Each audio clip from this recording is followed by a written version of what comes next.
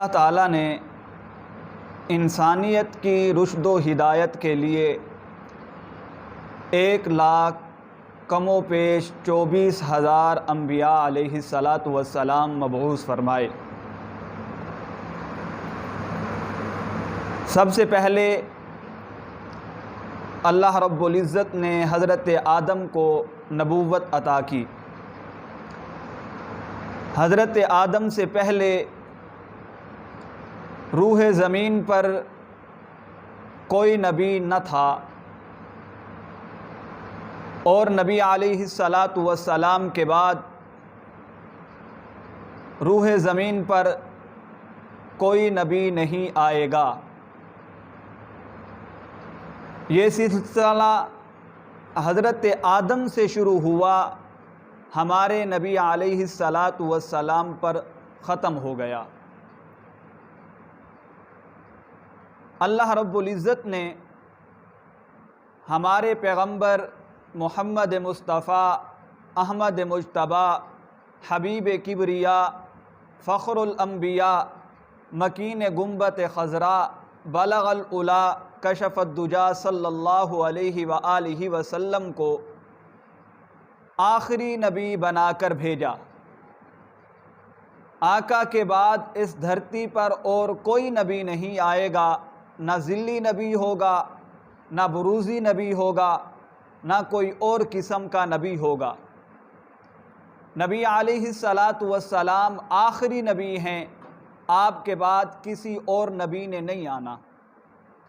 اللہ رب العزت نے ہمیں جو 4 ادلہ ادا کیے ہیں، یعنی کہ شریعت کا مسئلہ جن سے ثابت ہوتا ہے، پہلا نمبر قرآن کریم کا ہے، دوسرا نمبر نبی علیہ السلام کی سنتوں کا ہے، تیسرا نمبر اجماع کا ہے، چوتھا نمبر قیاس کا ہے۔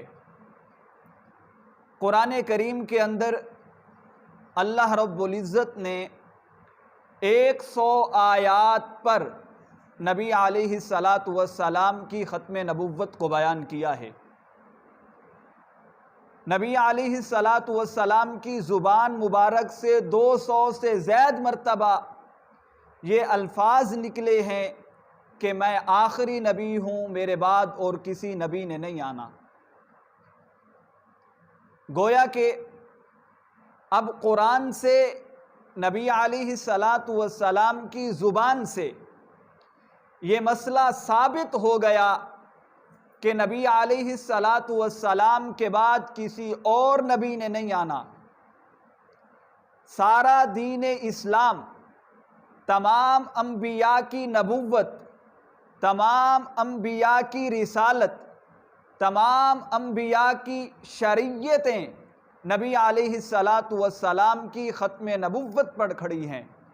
اگر عقیدہ ختم نبوت محفوظ ہے تو پھر کائنات میں ہر چیز محفوظ ہے۔ ایک انسان کہتا ہے میں عبادت کرتا ہوں، میں حج کرتا ہوں، ایک انسان کعبۃ اللہ کے طواف کرے ساری زندگی قرآن کریم کی تلاوت کرتا رہے، ساری زندگی سجدے میں پڑا رہے، وہ عبادت گزار تو بن سکتا ہے، وہ مکہ کا حاجی تو بن سکتا ہے، لیکن نبی علیہ السلام کے بعد نبی نہیں بن سکتا۔ گویا کہ قرآن کریم نے ہمیں یہ مسئلہ دیا کہ آپ کے پیغمبر محمد الرسول اللہ، سب کہہ دیجئے صلی اللہ علیہ وآلہ وسلم کے بعد کسی نبی نے نہیں آنا۔ نبی علیہ السلام کی زبان سے یہ نکلا میرے بعد کسی اور نبی نے نہیں آنا۔ اب آئیے ہم دیکھتے ہیں ہمیں قیاس کیا سبق دیتا ہے، ہمیں اجماع کیا سبق دیتا ہے۔ سب سے پہلے اجماع ہوا تو عقیدہ ختم نبوت پر ہوا۔ نبی علیہ السلام کی وفات کے بعد ایسا مرحلہ تھا، کوئی پھولوں کی سیج نہیں تھی، کانٹوں کا سفر تھا۔ ایک نبی علیہ السلام کی وفات کا صدمہ ہے، صحابہ کرام غم میں مبتلا ہیں، پریشانی میں مبتلا ہیں۔ حضرت فاروق اعظم جیسے شخص کے جو نبی علیہ السلام کا سچا عاشق تھا۔ نبی علیہ السلام کی وفات کی خبر حضرت عمر تک پہنچی تو حضرت عمر نے تلوار نکال لی، کہا کسی نے یہ کہا کہ میرے نبی اس دنیا سے رخصت ہو گئے ہیں، عمر کی تلوار اس کا سل کرم کر دے گی۔ نبی علیہ السلام کی ختم نبوت پر سب سے پہلا اجماع سیدنا صدیق اکبر کے زمانہ خلافت میں ہوا۔